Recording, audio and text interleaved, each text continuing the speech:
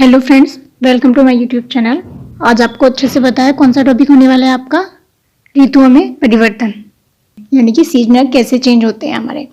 अब देखिए, जैसे कि मैंने आपको फर्स्ट क्लास में बताया था कि हमारी पृथ्वी झुकी हुई है, ठीक है। अक्ष से कितनी झुकी हुई है? ये 23.5 डिग्री। और समतल से आपका कितनी झुकी हुई है? ये 66.5 डिग्री, ठीक है। ऐसे हुए ना झुकी हुई, तो ये 66.5 हो जाएगा और ये आपका 23.5 डिग्री हो जाएगा, ठीक है। अब देखिए, अब पृथ्वी घूम रही है, सूरज के चारों तरफ घूमेगी, तभी आपका परिक्रमण होता है।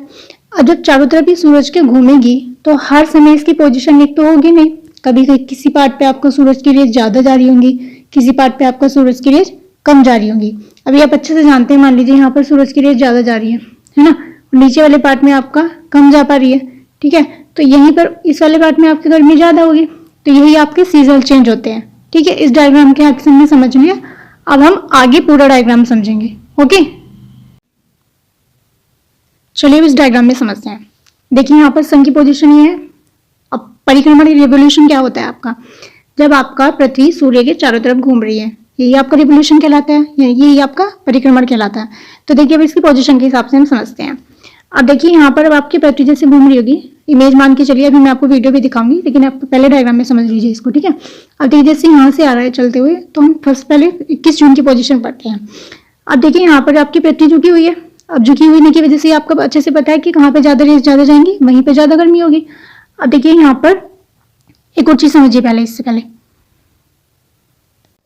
अभी आपने पीछे डायग्राम में देखा हमारा 4 बार सीजन में चेंजेस हो रहा था। वो क्यों हो रहा था ये ध्यान से देखिए यहाँ पर। अब यहाँ पर ये हमारी क्या आ रही है? कर्क रेखा, ये आपकी विषुवत रेखा और ये आपकी मकर रेखा। वर्ष भर ये 3 ऐसी रेखाएं हैं जब यहाँ पर सूर्य की किरणें आपकी सीधी आती हैं, ठीक है। देखिए महीने कितने होते हैं आपके? 12 महीने होते हैं, ठीक है। कितनी किरणों पर ज्यादा पड़ रही है हमारी सूरज की किरणें? 3 किरणों पर ज्यादा पड़ती है, 3 रेखाओं पर पड़ती है, विषुवत रेखा पर, कर्क रेखा पर और मकर रेखा पर। ये है तीनों किरणें। वही आपको हम डिवाइड करेंगे इससे, तो हमारा कितनी बार सीजनल चेंज होंगे? 4 बार सीजनल चेंज होंगे। आई बात यहाँ पर समझ में? तो हम इन 3 रेस के बारे, हम 3 किरणों के बारे में, मतलब जो 3 रेखाएं आ रही हैं, इन 3 रेखाओं के बारे में अच्छे से पढ़ेंगे आगे, ठीक है। तो अब यहाँ पर हमारी ये देख रहे हैं आप, ये वाली ऊपर वाली होगी हमारी कर्क रेखा, ये मकर रेखा, और यहीं पर नीचे मकर रेखा आ रही है, और यहाँ पर विषुवत रेखा, ठीक है।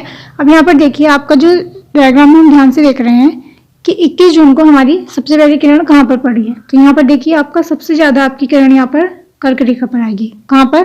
कर्क रेखा पर, ठीक है।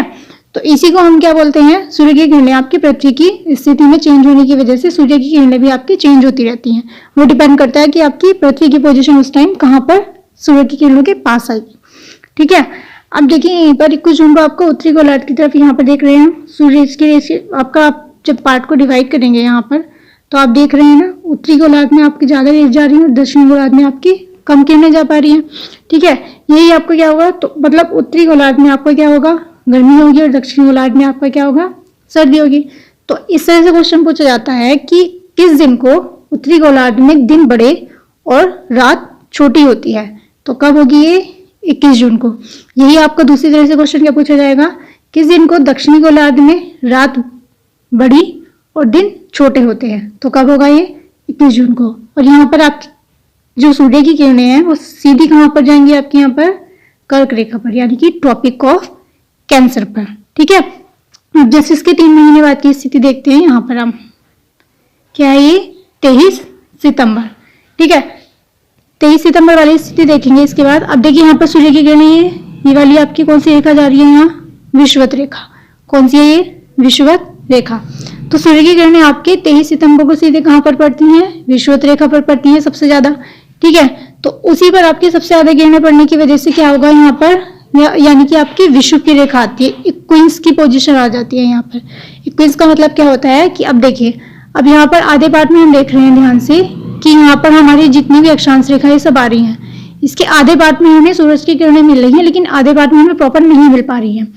तो इसी को हम इक्विंस बोलते हैं, यानी कि हिंदी में विषुव घटना बोलते हैं इसको, ठीक है। इसका मतलब क्या हो जाता है कि आपका दिन और रात दोनों पृथ्वी पर समान होंगे, यानी कि दिन भी यहाँ पर इतने टाइम का होगा और रात भी यहाँ पर इतने ही टाइम की होगी, इक्वल टाइम की होती है। तो कौन सा दिन होगा आपका?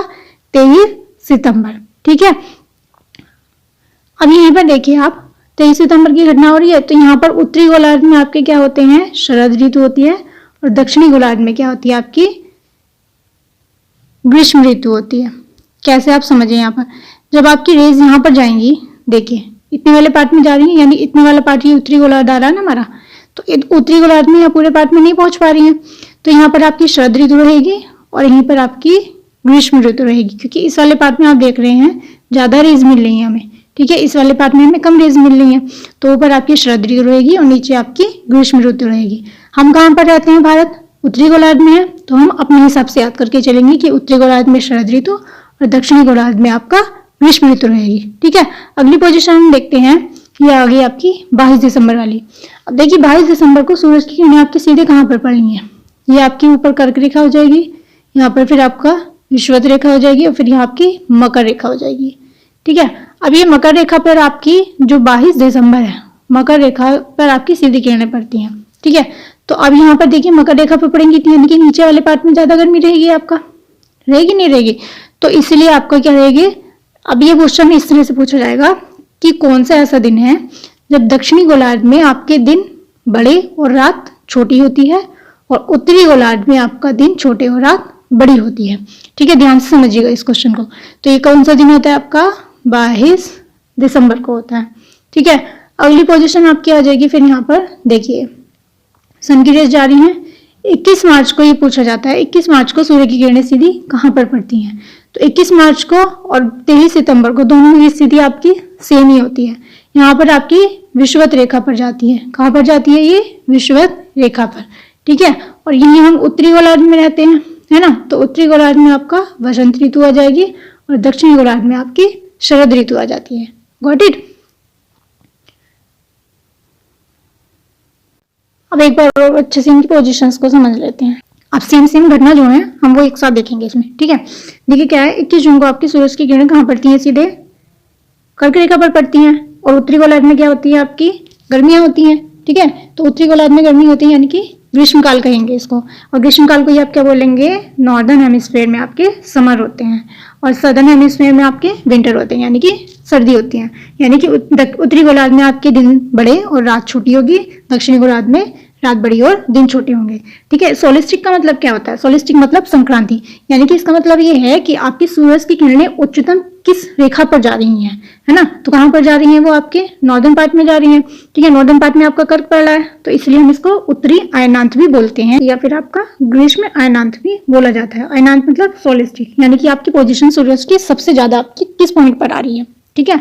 उसी तरह से यहाँ पर आपकी कहाँ पे थी, विंटर में मकर रेखा पर आ रही थी नीचे, तो यहीं पर आपका कहाँ पर हो, इसको बोलेंगे हम दक्षिणी अयनांत। और अगर हम भारत के हिसाब से देखेंगे तो यहाँ पर सर्दियां होंगी, विंटर दे रखा है, तो यहीं पर आपका क्या हो जाएंगे, शीत अयनांत, यानी कि विंटर सॉलिस्टिक हो जाएंगे आपके कहाँ पर, नॉर्दर्न हेमिस्फीयर में, और सदर्न हेमिस्फीयर में आपका समर हो जाएगा, ठीक है।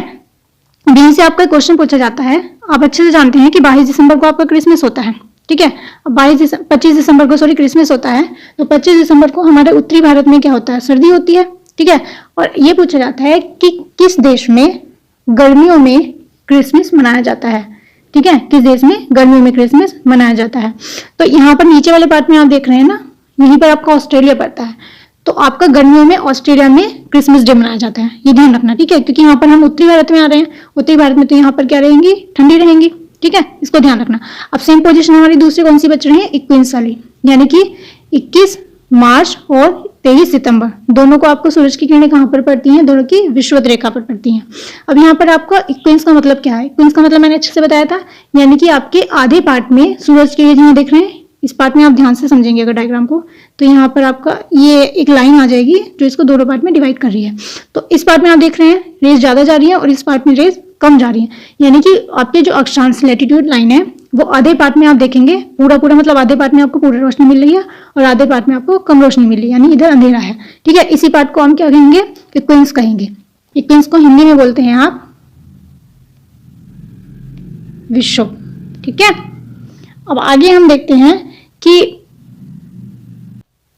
अब देखिए हम यहाँ पर क्या है, एक बार हम संक्रांति को और समझेंगे, यानी कि सोलिस्टिक वाला पार्ट जो है।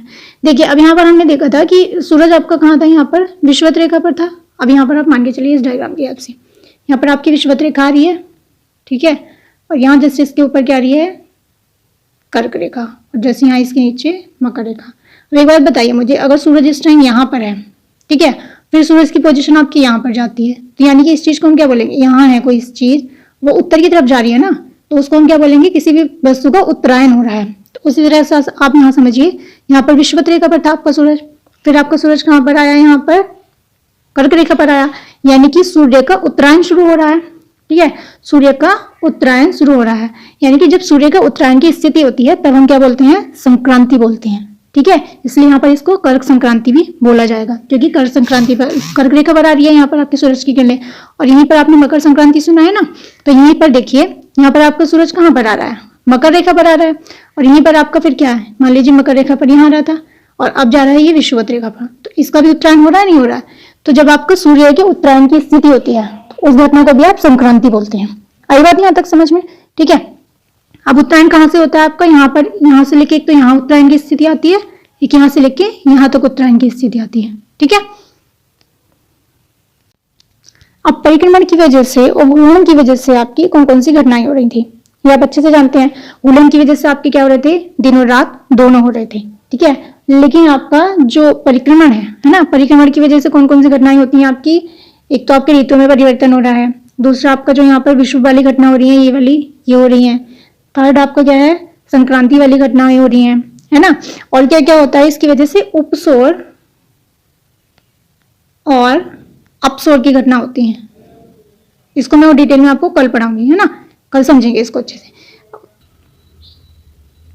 अब यहीं पर आप वीडियो की हेल्प से समझिए। देखिए कौन सी स्थिति आपकी 22 दिसंबर की स्थिति है, यानी कि 22 दिसंबर की स्थिति में आपका सूरज की किरणें कहाँ पर पड़ती हैं, सीधी आपकी मकर रेखा पर पड़ती हैं। कहाँ पर, मकर रेखा पर, और इसी को हम मकर संक्रांति भी बोलते हैं।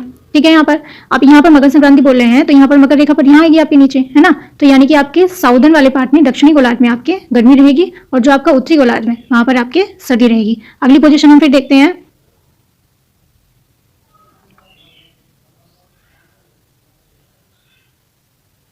अगली पोजीशन आपकी कहाँ की दे रखी है, ये 21 मार्च की दे रखी है। तो 21 मार्च की पोजीशन में आपके क्या होता है, आपकी जो सूरज की किरणें हैं वो सीधे कहाँ पर जा रही हैं, आपकी विषुवत रेखा पर जा रही हैं। अब विषुवत रेखा पर जा रही हैं, यानी कि इस वाले पार्ट में आपके क्या होगा, यानी कि आधे पार्ट में आपके पूरा की रेस जा रही होंगी, आधे पार्ट में आपकी कम रेस जा रही होंगी, यानी कि पूरी आधी अक्षांश रेखा पर आपकी रोशनी आती है और आधी अक्षांश रेखा पर आपकी रोशनी नहीं आती है। ठीक है, तो यानी कि आपकी 6 महीने दिन होता है और 6 महीने ध्रुवों पर रात होती है, इसका मतलब ये होता है। ठीक है, तो आपके उत्तरी गोलार्ध में क्या हो जाएंगे, यहाँ पर आपके विषुवत रेखा मतलब वो होंगे स्प्रिंग, और नॉर्दर्न में आपके स्प्रिंग हो जाएंगे, और सदर में आपके ऑटोमन यानी कि शरद ऋतु होगी, और उत्तर में आपके क्या हो जाएगी, वसंत ऋतु हो जाएगी। ठीक है, अगली पोजीशन देखते हैं हम।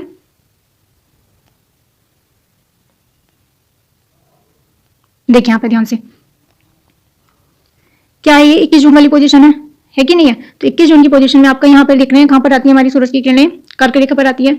अब कर्क रेखा पर आएंगी तो कर्क रेखा हमारी उत्तरी गोलार्ध में पड़ रही है यहाँ पर, यानी कि उत्तरी गोलार्ध में आपके क्या हो जाएंगे, गर्मी हो जाएंगी, और दक्षिणी गोलार्ध में क्या हो जाएंगी, आपकी सर्दी हो जाएंगी। इसी तरह से अगर मैं क्वेश्चन अलग तरीके से पूछूं, यानी कि आपका दक्षिणी गोलार्ध में रातें कब बड़ी और दिन कब छोटा होता है, तो कब हो जाएगा वो आपका 21 जून को, क्योंकि यहाँ पर दक्षिणी गोलार्ध में क्या हो जाएगी, सर्दियां हो जाएंगी, और इसी को हम क्या कहेंगे, कर्क संक्रांति भी बोलेंगे, क्योंकि यहाँ पर आपका क्या हो रहा है, सूर्य का उत्तरायण हो रहा है। यहाँ आपका कहाँ से जा रहा था, देखिए विषुवत रेखा पर था, फिर आपका कहाँ गए, कर्क रेखा पर, यानी कि सूर्य का उत्तरायण हो रहा है। आगे की पोजीशन हम देखते हैं फिर। ये आपकी 23 सितंबर की पोजीशन है, ध्यान से देख रहे होंगे। सूरज की किरणें कहाँ जाएंगी, यहाँ पर आपकी सीधे विषुवत रेखा पर आएंगी। ठीक है, यानी कि यहाँ आधे पार्ट में आपकी धूप आएगी और आधे पार्ट में आपके अंधेरा रहेगा, मतलब इस पार्ट में मतलब रेस जाएंगी लेकिन कम जाएंगी। ठीक है, तो अब यहीं पर आपका क्या हो जाएगा, उत्तरी गोलार्ध में आपके हो जाएंगे यहीं पर शरद ऋतु, और दक्षिणी गोलार्ध में यहीं पर हो जाएंगी आपकी वसंत ऋतु। ठीक है, इसी को हम विषुव की घटना बोलते हैं, जब आपके दिन और रात पृथ्वी पर बराबर हो। बोलेंगे कि नहीं बोलेंगे, इसको आप याद कैसे रखेंगे, अभी याद रखने का तरीका देखिए। देखिए 21 माह 23 सीता, दोनों की घटना सेम हो रही है, यानी कि दोनों इन डेट को आपका कहाँ पर पड़ी है, सूर्य की किरणें विषुवत रेखा पर, यानी कि इक्वेटर पर पड़ी है। तो इक्वेटर के लिए आप याद रखेंगे 21 माह 23 सीता, 21 माह से 21 मार्च, और 23 सीता से 23 सितंबर। उसके बाद आपकी 21 मार्च सब मतलब 21 जून अच्छे से पता है सबको, भारत में गर्मी पड़ती है, यानी कि उत्तर में आपका कौन सा आता है रेखा, उत्तर में आपकी कर्क रेखा आती है, तो यानी कि आपकी 21 जून को कर्क रेखा पर पड़ेगी। 22 जून को आपका कहाँ पर हो जाएगी, कहाँ पर पड़ेगी बताइए, मकर रेखा पर। तो इसको भी याद करने की ट्रिक है आपकी, 21 जून 22 दी। कर्क रेखा आपकी ऊपर होती है, ठीक है, मकर रेखा आपकी नीचे होती है। तो ऐसे याद रखना, जू कहाँ पे रहेगी, ऊपर रहेगी ना, और सर कहाँ होगा, दीदी का नीचे होगा। तो 21 जू, जू मतलब ऊपर कर्क रेखा पर, और 22 दी यानी कि नीचे आपकी मकर रेखा पर। आई होप आप लोग को समझ में आई होगी आज की वीडियो। अगर क्लास आपको अच्छी लगी है तो प्लीज इस वीडियो को लाइक करें, शेयर करें और हमारे चैनल को सब्सक्राइब करें। कल हम क्या पढ़ेंगे अच्छे से पता है सबको, उपसौर और अपसौर, ठीक है। Thanks to all for watching and have a nice day.